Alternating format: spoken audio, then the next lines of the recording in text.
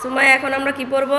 Right form of verbs unit 1 at the library. আচ্ছা, at the library থেকে আমরা right form of ভার্বসগুলি আজকে শিখবো নাকি? জি। কতগুলো সেন্টেন্সের মাধ্যমে।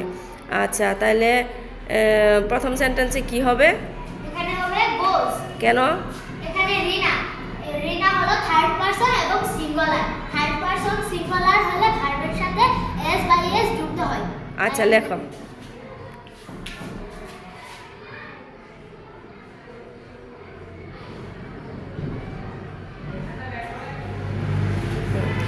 এরপর একটা কি হবে? এখানে হবে আর। কেন আর হবে কেন?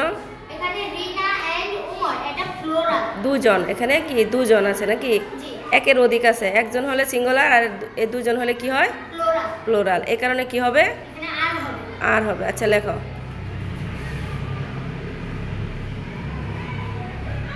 রিনা and Umar are in the library হবে, তাই তো? জি। আচ্ছা, এরপর একটা কি হবে? এখানে হবে বুরুড। বরুড হবে কেন?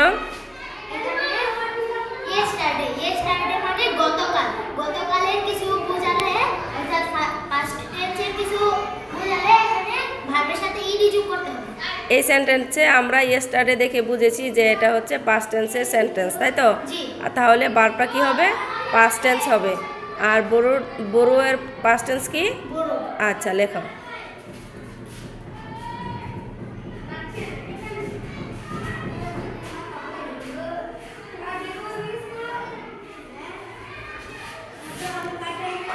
বড় লিখলে কি লিখতে হবে? ইডি যোগ করে লিখতে হবে। আচ্ছা, বরুড হলো। তাহলে কি হলো? I বরুড story book yesterday. আচ্ছা, এর পরেরটা কি হবে? এখানে হবে এনজয়েস। কেন এনজয় হবে কেন? এখানে শি, এটা হলো থার্ড পারসন এবং সিঙ্গুলার। আমরা জানি থার্ড পারসন সিঙ্গুলার ভার্ব যদি সাবজেক্ট থার্ড পারসন সিঙ্গুলার হলে ভার্বটাও কি হয়? সিঙ্গুলার। সিঙ্গুলার হবে। আর শি হচ্ছে থার্ড পারসন সিঙ্গুলার, তাই না? জি। আচ্ছা, এই জন্য কি হইলো এখানে?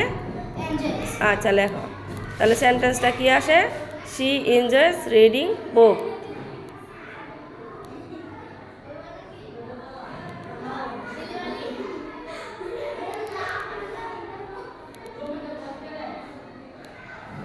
আচ্ছা, ভেরি গুড।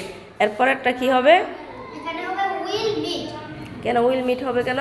আমরা সেন্টেন্সে দেখতেছি টুমরো আছে। সেন্টেন্সে কি আছে? টুমরো লেখা। টুমরো অর্থ কি? আগামীকাল। আগামীকাল বললে এটা কোন টেন্সে পড়বে? ফিউচার টেন্সে। Future tense. আর ফিউচার টেন্স হলে অক্সিলারি ভার্ব কি আসে? উইল। উইল। আচ্ছা, তাহলে লেখো। তাহলে উইলের সাথে মিট হবে। Will meet. We will meet at the library. At the library tomorrow.